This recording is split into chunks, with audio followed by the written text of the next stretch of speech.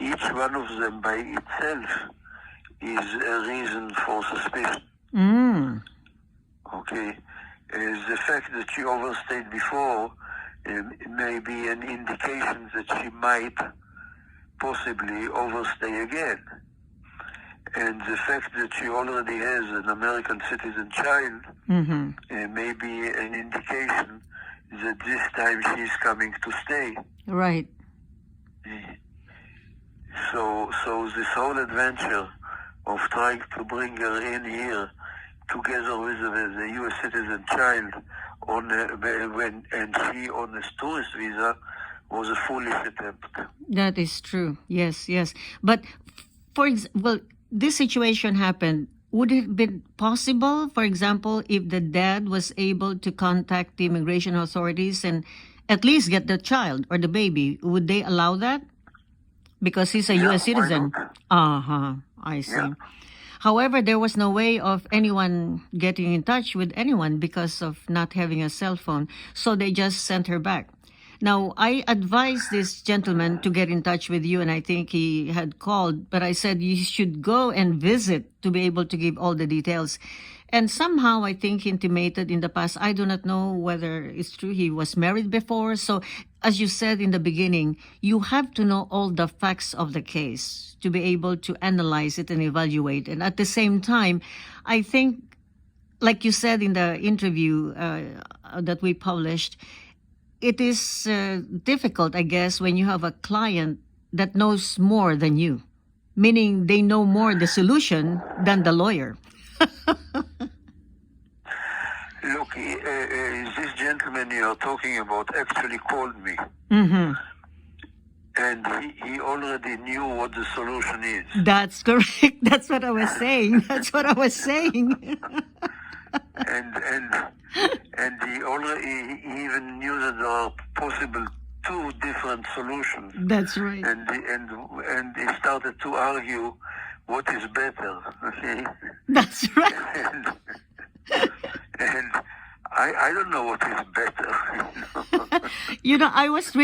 I was baffled because months ago when they contacted me, it didn't seem to have we don't want to say anything against any individual, but I thought when talking to him, I said he probably knows more than the immigration lawyers because he has done his research, talked to the neighbors, and I said, beware. You will take this risk, and this is a major risk for you. You call Attorney Golan. But I guess months passed by, and he said, no, I'm fine. I know everything. We have researched this. We have this particular bill, this law. I said, I don't know what you're talking about. And then this happens that getting an emergency call Christmas Eve, late Christmas Eve, and texting, etc. I said, oh, what happened?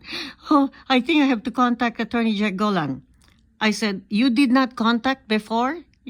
Because now my girlfriend was detained. I said, oh, that is really an emergency. And the last thing that you can do is call an emergency on a Christmas Eve.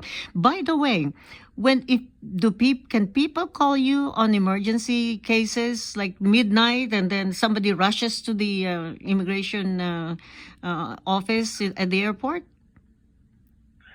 I refuse to do it because normally it is useless. I see. Mm-hmm.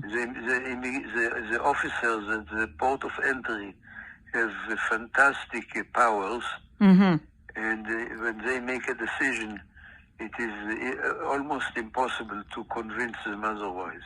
Oh. And as I mentioned, they know what they are doing, and in most cases, almost in all cases, they have a good basis, good grounds for their decision. I see. So they would not even think of calling the father about the baby who has a U.S. passport and is a U.S. citizen.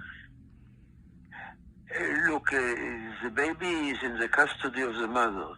I see. And the mother probably would not give it Correct. up. That's right. So yeah, it's interesting because I think his plan was to get her here with the baby and then they get married here. Not thinking that if she's on a tourist visa, I mean, it's really a false intention. But as you said, and as I have met many people too when they consult, and I said to consult with Attorney Golan, it seemed like they knew actually the solutions. That's why I said I was worried. I said, if you consult, I said, let the immigration expert tell you what is the best. And apparently that's his character. So I wish him the best. It's very sad. Okay. When you meet clients like that, Attorney Golan, when they talk to you and they seem to know what's the solution, and they say, I want this particular visa, apply for it. Do you apply for that visa that they want for? Not necessarily. Sometimes I say, okay, Uh-huh. maybe this is the best for you, but go find another lawyer. That's right. Less of a problem. So, in that particular situation that he had experienced, not having the girlfriend and the baby on a Christmas holiday, and now she's back to the country, what will be the problems, for example? What would the best thing to do? Would a fiancé visa be good, or marrying her in the Look, Philippines? Look, again, not knowing all the facts Yes. and assuming that there are no more facts to know, Right. okay, then the most reasonable thing to do is for him to go to the Philippines and marry her. That's right. Unless again there are facts that he didn't tell you, like that he was married before in the Philippines. Mm-hmm. Okay, like she is married in the Philippines, or maybe her father is standing at the door with a shotgun and waiting for him. Yeah, that's I right. don't know. That's right. That's why I really advise and suggest to people who watch and listen to our show to make an appointment and schedule this, to have at least a longer period of consultation to be able to give all the details. So that means, Attorney Golan, any small detail could affect the application of any individual that does this on their own, correct? I didn't get the question. Some What is the people, question? they decide to go on their own. And you know how it is when they don't know really the law and they proceed, filing applications on their own. They don't foresee the little details in the future. So it is possible that if people do things on their own, they will meet this hurdle of not knowing how to answer the questions, because there will be a lot of questions, correct? There will be a lot of back and forth with the Immigration Service. Look, today